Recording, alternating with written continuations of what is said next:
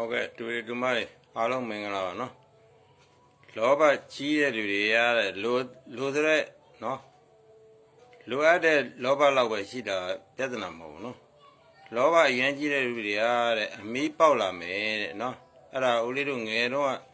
မြမစာမနော်သင်ခဲ့ရတယ်အဲ့ဒီအကြောင်းကဘာအကြောင်းလဲဆိုတော့နော်တတိတယောက်ကပတ်စံနေအရန်ချမ်းသာတော့လောဘတွေလည်းကြီးဘလောက်ပဲချမ်းသာသူကလောဘတွေကြီးနေတာပဲနော်အဲ့တော့အင်္ဂလိပ်လက်ထက်ကပေါ့နော်သူကဘာလို့ဆိုငွေတိုးချီးစားတယ်နော်ရဲရွာထဲမှာရက်ွက်ထဲမှာတော့ငွေတိုးချီးစားတယ်ငွေတိုးချီးစားတော့လေ9ကျပ်တိုး10တိုးမဟုတ်ပဲနဲ့သူက15ကျပ်တိုးမတ်တိုးဆိုတာအစိတ်တိုးပေါ့နော်အဲ့လိုယူတယ်ယူပြီးတော့နော်ဟွာပြည့်ရင်ပြန်မပေးရင်လည်းသူက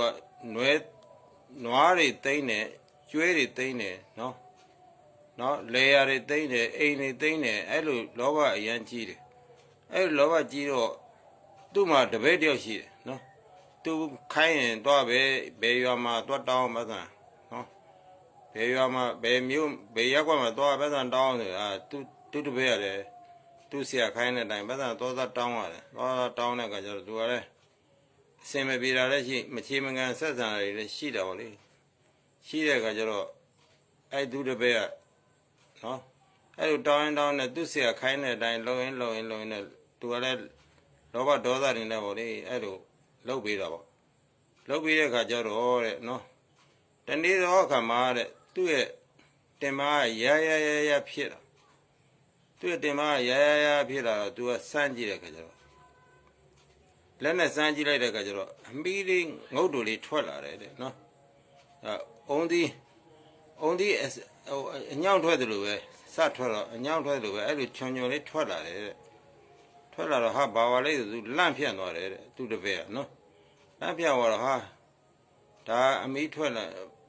မလို့လားဘာလည်းမသိဘူးငုတ်တုတ်ကလေးဆိုတာသူကကြောက်လန့်သွားပြီလို့ဟာဖြစ်တော့ဦးဆရာကြီးတော့ပြောဦးမှာပဲအမီးထွက်နေပြီအမီးစထွက်နေပြီအဲ့တော့ဆရာကြီးတော့ပြောဦးမှာပဲဆိုသူ့ဆရာကြီးသူကဆရာကြီးကျွန်တော်ကဲအောင်ဆရာကြီးကျွန်တော်ဒီမှာဆရာကြီးရဲ့အလုပ်တွေလောဘဒေါသတွေနဲ့ကျွန်တော်လုပ်ပြီးဝိုင်းလုပ်ပြီးတော့အခါကျတော့ကျွန်တော်လည်းလောဘဒေါသတွေနဲ့လုပ်ရတော့အခုကျွန်တော်ဖင်မှာအမိထွက်နေပြီအမိကလေးငုတ်တူလေးထွက်နေပြီဆိုတော့ဟာမင်းရလဲကွာ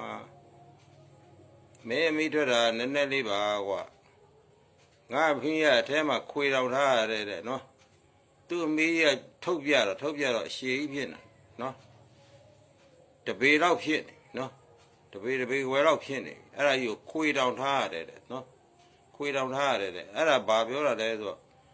လောဘဒေါသနဲ့သူများပစ္စည်းတွေမတရားတွေလိုချင်နော်ချမ်းသာတဲ့ချမ်းသာခြင်းတဲ့အခါကျတော့လောဘတွေကြီးတဲ့အခါကျတော့အမီးတွေထွက်လာတယ်တဲ့အမီးတွေထွက်လာတယ်ဆိုတော့ဥပမာပေးတာပါနော်အမီးတွေထွက်လာဆိုတော့လောဘဒေါသကြီးတဲ့အခါကျတော့အပြစ်တွေကြီးလာတယ်လို့ဆိုလိုတာပေါ့နော်အဲ့တော့အကုသိုလ်တွေများလာတဲ့အပြစ်တွေကြီးလာတဲ့လောဘတွေလိုစီတဲ့ပုံများတဲ့အခါမှာအဲ့ဒါဖြစ်လာတယ်နော်အမီးထွက်လာတယ်လို့ပဲနော်အပြစ်တွေကလည်းကြီးလာတယ်ဆိုတာလေးနော်ငယ်တော့ဦးလေးတို့ကညီမသားမသင်ခဲ့ရလို့နော်အဲ့ဒါလေးရှင်းပြပါနော်အားလုံးကျေးဇူးတင်ပါတယ်